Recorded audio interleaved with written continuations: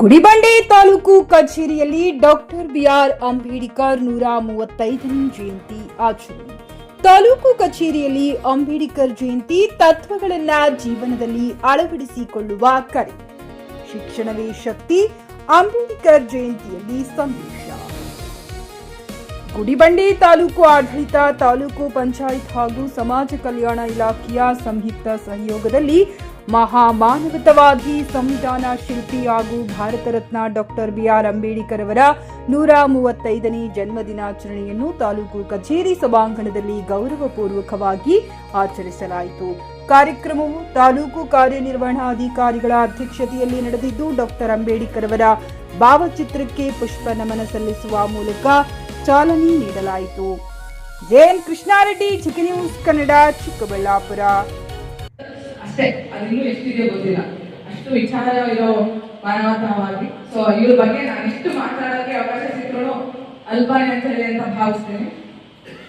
So ಮುಖ್ಯವಾಗಿ ಅವರು ಎಲ್ಲರಿಗಿಂತ ವಿಭಿನ್ನರಾಗಿರೋಕ್ಕೆ ಕಾರಣ ಅವರಲ್ಲಿ ಒಂದು ತುಂಬಾ ಉತ್ತಮವಾದ ಒಂದು ಪ್ರಭಾವ ಬೀರಿದ ವ್ಯಕ್ತಿಗಳ ಬಗ್ಗೆ ನಾನು ಮಾತಾಡಬೇಕು ಅಂತ ಬಯಸ್ತೇನೆ.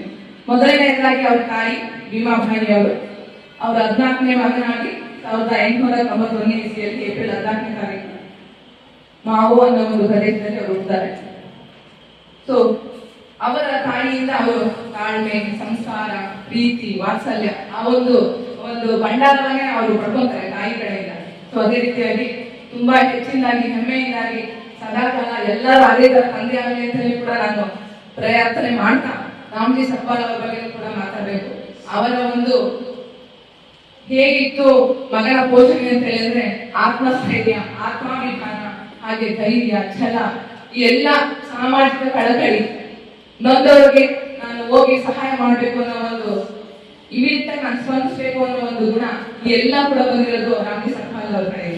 BN ರಾವ್ ಎಲ್ಲರ ಸಲಹೆ ಶಿಫಾರಸನ್ನು ಪಡ್ಕೊಟ್ಟಂತ ಒಂದು ದೊಡ್ಡ ಭಂಡಾರವನ್ನ ಅವರು ಪರಿಶೀಲಕರಾಗಿ ಯಾವುದು ಸರಿಯಾಗಿದೆ, ಯಾವುದು ತಪ್ಪಾಗಿದೆ, ಈ ವಿವಿಧತೆಯಲ್ಲಿ ಏಕತೆಯನ್ನು ಸಾರಿಗೆ ಬರುವಂತಹ ಒಂದು ಅಂಶಗಳಾಗಿದೆ, ಅದರ ಸಂಸದೀಯ ವ್ಯವಸ್ಥೆ ಏನಿದೆ, ಸಂಯುಕ್ತ ಪದ್ಧತಿ ಏನಿದೆ, ಇಡೀ ಭಾರತಕ್ಕೆ ಏಕ ಸಂವಿಧಾನ, ಏಕ ನ್ಯಾಯಾಂಗ, ಈ ರೀತಿಯ ಒಂದು ವ್ಯವಸ್ಥೆ, ಬಲಿಷ್ಠ ಸರ್ಕಾರ ರಚನೆ ಮಾಡಲಿಕ್ಕೆ ಅವಕಾಶಗಳನ್ನ ತಮ್ಮ ಸ್ವ ಹಸ್ತಾಕ್ಷರದಲ್ಲಿ ಬರೀತಾರೆ. ಅದು ಒಟ್ಟು ಪುಟಗಳು 251 ಪುಟಗಳಾಗಿರುತ್ತೆ. ಅದು ಹಸ್ತಾಕ್ಷರಗಳಿಂದ ಎಲ್ಲ ಸಹಿಗಳು 284 ಆಗಿರುತ್ತದೆ. ಮತ್ತು ತೆಗೆದುಕೊಂಡಂತ ಸಮಯ 2 ವರ್ಷ 11 ತಿಂಗಳು 18 ದಿವಸಗಳು. ಇಷ್ಟೊಂದು ಸುದೀರ್ಘವಾದಂತಹ ಸಂವಿಧಾನ ರಚನೆಯಲ್ಲಿ ಕರಡು ಸಮಿತಿ ನಡೆಸಿದ ಅಧಿವೇಶನ 114 ದಿವಸಗಳ ಕಾಲ. 114 ದಿವಸಗಳ ಕಾಲ ಬಾಬಾ ಸಾಹೇಬ್ ಅಂಬೇಡ್ಕರ್ ಅವರ ಅಧ್ಯಕ್ಷತೆಯಲ್ಲಿ ನಡೀತದೆ. ಎಲ್ಲರ ಒಂದು 6 ಜನರ ಎಲ್ಲರ ಜವಾಬ್ದಾರಿ ಮೇಲೆ ಹಾಕ್ಬಿಡ್ತಾರೆ.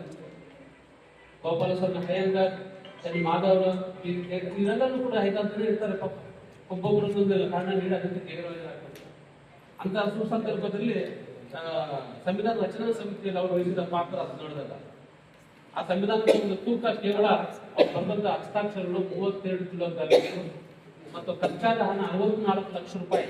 ಸಂವಿಧಾನ ರಚನಾ ಸಮಿತಿಯಲ್ಲಿ ಸಂವಿಧಾನ ರಚನೆಗೆ ತೆಗೆದ ಒಂದು ಖರ್ಚು 64 ಲಕ್ಷ ರೂಪಾಯಿ.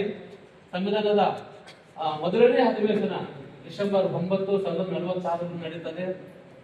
ಅದಕ್ಕೆ ಟೆಂಪರರಿ ಚೇರ್ಮನ್ಶಿಪ್ ಆಗಿ ಡಾಕ್ಟರ್ ಸಚ್ಚಿದಾನಂದ ಸಿನ್ಹಾ ಎಂಬುವರು ಆಯ್ಕೆ ಆಗ್ತಾರೆ ಅಧ್ಯಕ್ಷರಾಗಿ. ನಂತರ 2ನೇ ಅಧಿವೇಶನ ಡಿಸೆಂಬರ್ 11ರಂದು 1946 ಬುಧವಾರ ಬೆಳಗ್ಗೆ 11 ಗಂಟೆಗೆ ಪ್ರಾರಂಭ ಆಗ್ತದೆ. ಆವಾಗ ಸಂವಿಧಾನದ ಕರಡು ಸಮಿತಿ ಅಧ್ಯಕ್ಷರಾಗಿ ಡಾಕ್ಟರ್ ಬಾಬು ರಾಜೇಂದ್ರ ಪ್ರಸಾದ್ ಅವರು ಆಯ್ಕೆ.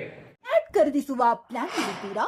ಹಾಗಾದ್ರೆ ಕೇತಕಿ ಡೆವಲಪರ್ಸ್ ನಲ್ಲಿ ಮೂಲಭೂತ ಸೌಕರ್ಯಗಳುಳ್ಳ CC road, footpath, garden, under drainage, water supply, ಉತ್ತಮ ಪರಿಸರವುಳ್ಳ ಫ್ಲಾಟ್ಸ್ ಲೇಔಟ್ ಲಭ್ಯ. ಬೀದರ್, ಹುಮ್ನಾಬಾದ್ ಸೇರಿದಂತೆ ಹಲವು ಭಾಗಗಳಲ್ಲಿ ಸುಂದರ ಲೇಔಟ್ಗಳಿದ್ದು ಅತ್ಯುತ್ತಮ ಬೆಲೆ, ಇಎಂಐ ಸ್ಕೀಮ್ ಅನ್ನು ಲಭ್ಯ. ಹಾಗಿದ್ರೆ ತಡೆಯಾಕೆ, ಹಿಂದೆ ಸಂಪರ್ಕಿಸಿ 7676474747. MD ಸಂಗಮೇಶ್ ಚಿದ್ರಿ, ಹುಮ್ನಾಬಾದ್. ಗ್ರಾಹಕರ ಸ್ಯಾಟಿಸ್ಫ್ಯಾಕ್ಷನ್ ನಲ್ಲಿ ನಂಬರ್ 1 ತೃಪ್ತಿಕರದಾಯಕವಾದ ಹುಮ್ನಾಬಾದ್ನ ಎಸ್ವಿ ಟಿವಿಎಸ್ ಶೋರೂಮ್ ನಿಮಗಾಗಿ ತರುತ್ತಿದೆ ಹೊಸ ಮಾಡೆಲ್ಗಳ ಹೊಸ ಬೈಕ್ಗಳು. ಇಲ್ಲಿ ಟಿವಿಎಸ್ ನ ಸ್ಪೇರ್ ಪಾರ್ಟ್ಸ್ ಹಾಗೂ ಸರ್ವಿಸ್ ಕೂಡ ಲಭ್ಯ. ಹಾಗಿದ್ರೆ ತಡೆಯಾಕೆ, ಹಿಂದೆ ಭೇಟಿ ನೀಡಿ. ನಾಗಲಕ್ಷ್ಮಿ ಧಾಬಾ ಹತ್ತಿರ, ಗುಲ್ಬರ್ಗಾ ರೋಡ್, ಹುಮ್ನಾಬಾದ್. ಹೆಚ್ಚಿನ ಮಾಹಿತಿಗಾಗಿ ಸಂಪರ್ಕಿಸಿ 8494951009.